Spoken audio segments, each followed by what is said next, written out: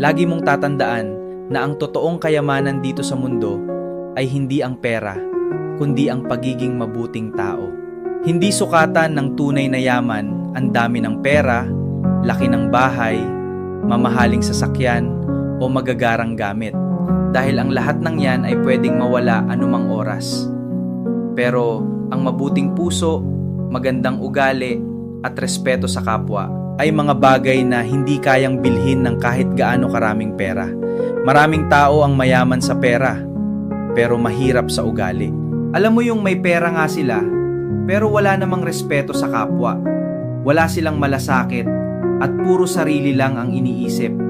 Samantalang may mga taong simple lang ang buhay, pero dahil mabuti silang makitungo, marami ang nagmamahal, nagtitiwala, at gumagalang sa kanila.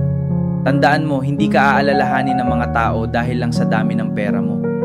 Ang maaalala nila ay kung paano mo sila tinulungan noong kailangan ka nila, kung paano mo sila nirerespeto, at kung paano mo sila pinakitunguhan. Kahit wala kang hinihintay na kapalit, iyon ang tunay na yaman na hindi kailanman mawawala. Kaya habang may pagkakataon ka, piliin mong maging mabuting tao.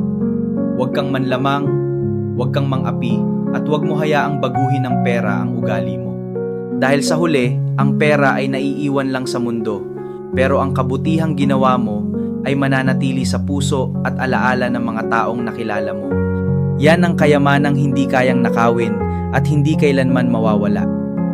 Kaya kung gusto mong mag-iwan ng magandang alaala sa mundong ito, unahin mong maging mabuting tao kaysa maging mayaman lang. Dahil darating ang araw na mawawala ang lahat ng material na bagay, pero ang kabutihang ipinakita mo sa kapwa ay mananatiling buhay sa kanilang puso at hindi nila iyon basta-basta makakalimutan.